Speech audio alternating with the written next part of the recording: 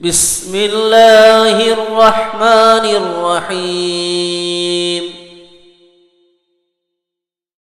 قل اعوذ برب الناس ملك الناس اله الناس من شر الوسواس الخناس الذي يوسوس في صدور الناس من الجنة والناس۔ کہو کہ میں انسانوں کے پروردگار کی پناہ مانگتا ہوں، یعنی لوگوں کے بادشاہ کی، لوگوں کے معبود کی، اس بڑے وسوسہ ڈالنے والے کی برائی سے جو اللہ کا نام سن کر پیچھے ہٹ جاتا ہے، جو لوگوں کے دلوں میں وسوسے ڈالتا ہے، خواہ وہ جنات میں سے ہو یا انسانوں میں سے۔ أنفسنا ومن سيئات أعمالنا من يهده الله فلا مضل له ومن يضلل فلا هادي له أشهد أن لا إله إلا الله وحده لا شريك له وأشهد أن محمدا عبده ورسوله أما بعد أعوذ بالله من الشيطان الرجيم بسم الله الرحمن الرحيم فإذا جاءتهم الحسنة قالوا لنا هذه وإن تصبهم سيئة يطيروا بموسى ومن معه ألا إنما طائرهم عند الله ولكن أكثرهم لا يعلمون۔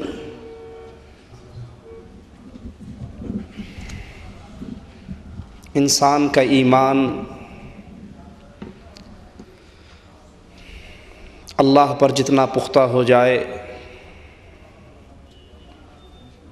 اس کو توکل کی نعمت اتنی ہی زیادہ نصیب ہوتی ہے،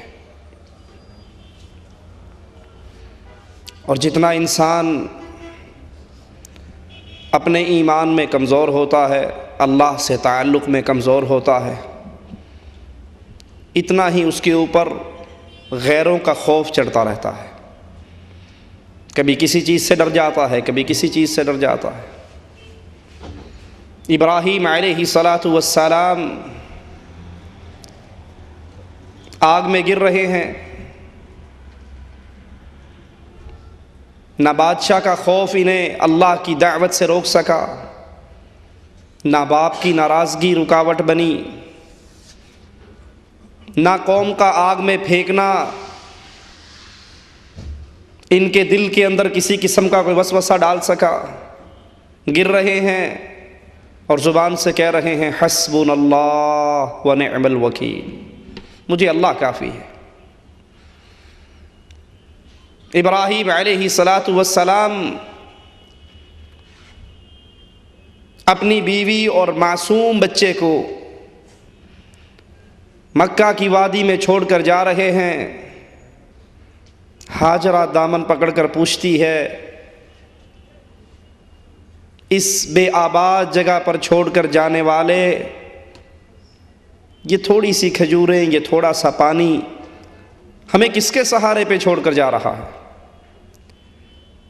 ابراہیم خاموش ہیں اور وہ سوال کر رہی ہے، اور بالآخر ان کی زبان سے نکلتا ہے، کیا آپ کو اللہ نے یہ حکم دیا ہے کہ ہمیں یہاں پر چھوڑ جائیں؟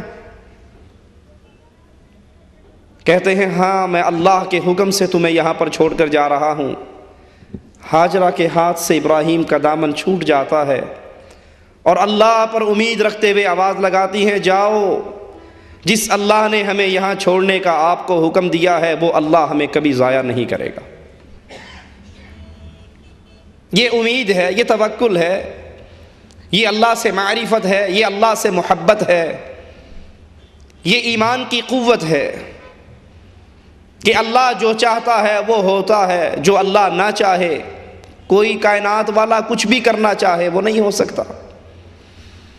لیکن جب یہ توحید نہ رہے، جب یہ ایمان نہ رہے، تو انسان کے دل کے اندر جب ایک خالق مالک اللہ کا تقوی اور خوف ختم ہونے لگے تو پھر ہر چیز کا ڈر آ جاتا ہے۔ یہی بیماری کفار مکہ کو تھی، سابقہ امتوں کے کافروں کو تھی۔ اہل جاہلیت جب کسی لمبے سفر پر جاتے، کوئی اہم کام کرنے لگتے، اگر اللہ سے محبت ہوتی، اللہ سے تعلق ہوتا، تو وہ اللہ سے سوال کرتے، اللہ پر بھروسے کرتے، اللہ سے دعا مانگتے۔ وہ ایک پرندے کو اڑایا کرتے تھے، پرندہ دائیں طرف اڑ گیا، وہ سمجھتے یہ سفر بڑا اچھا ہے، یہ کام جو میں کرنے جا رہا ہوں اس میں خیر ہے، کامیابی ہے، برکت ہے۔ اور اگر پرندہ الٹی سائیڈ پہ اڑ جاتا، بائیں طرف کی پرواز لیتا، تو وہ اس کو منحوس جانتے، اس کو نامراد جانتے، ناکام جانتے، اور اپنے اس کام سے، اپنے اس سفر سے رک جاتے۔ یہ اہل جاہلیت کا شیوا۔ لیکن چونکہ ہم خاص طور پہ انڈیا پاکستان والے، جنوب آسیہ بر صغیر کے لوگ ہندوؤں کے ساتھ رہے، ہمارے اندر عادات، خیالات، عقائد، ہماری زبان پہ جملے اکثر وہی ہیں جو ان کفار کے گھروں میں بیان ہوتے ہیں۔ وہ تو بت پرست قوم تھی جو فال لیتی تھی، پرندوں کو اڑاتی تھی، دائیں طرف اڑتا اچھا خیال کرتے، کام جاری رکھتے، بائیں طرف اڑتا برا خیال کرتے، رک جاتے۔ ہم میں سے کلمہ پڑھنے والے کتنے ہیں؟ نماز بھی پڑھتا ہے، کلمہ بھی پڑھتا ہے، مسلمان ہونے کا دعوے دار بھی ہے، باہر نکلتا ہے سفر کے لیے، اچانک سامنے سے کالی بلی گزرتی ہے، منہ لٹکا کے واپس آ جاتا ہے۔ جی آپ تو فلاں جگہ جا رہے تھے، آپ کیوں آ گئے؟ کو جی مولوی صاحب کی دسی یہ کالی بلی ہے کو لنگ گئی، بلی نے ہمارا راستہ کاٹ دیا، وہ آگے سے گزری۔ اور اگر کسی کے آگے سے بلی گزر جائے تو بس اس کا یہ سفر بڑا ہی پریشان کن ہوگا، بڑی مصیبتوں والا ہوگا۔ لہذا میں تو اس منحوس چیز کو دیکھ کر واپس آ گیا ہوں۔ آپ نے اکثر سنا ہوگا، جس سے اس کی دل کی دوستی نہیں ہے، تھوڑی سی مخالفت ہو، صبح صبح مل جائے تو فوراً کہے گا اللہ ہی خیر کرے، سویرے سویرے دا منہ ویکھ لیا منحوس دا، پتہ نہیں دن کی میں لگنا۔ حالانکہ تیرا دن کیسے گزرنا ہے یہ اللہ نے لکھ دیا، تجھے کیا تکلیف آنی ہے وہ اللہ کے علم میں ہے، تجھے کیا خیر ملنی ہے وہ اللہ نے لکھ دیا ہے۔ اس کے لکھے ہوئے کو دنیا والے تبدیل نہیں کر سکتے۔ لیکن عام روٹین، بلی گزر جائے، بی بی ناشتہ بنانے کے لیے چولہے میں بیٹھتی ہے، منڈیر پہ کوا آ کے بولنے لگ جاتا ہے، بیٹھ جاتا ہے، تو فوراً کہتی آج کچھ ہون والا ہے، یہ کوا آ کے بیٹھا ہے، کچھ نہ کچھ ہوگا۔ کسی کی آنکھ ہلنے لگ جائے بڑا مشکل ہے، آنکھ پھڑک رہی ہے، آج کچھ ہوگا، کوئی مصیبت آئے گی، کوئی پریشانی ہوگی، کوئی دکھ ہوگا۔ آٹا گوندتے ہوئے کسی کے ہاتھ سے پیڑا نیچے گر گئے، کوئی مہمان آنے والا لگتا ہے، پیڑا گر گیا۔ یہ سارے وہی ہندوؤں والے، جاہلوں والے جملے آج اہل ایمان، اہل اسلام، کلمہ گو مسلمانوں کے گھر کے اندر عام ہیں۔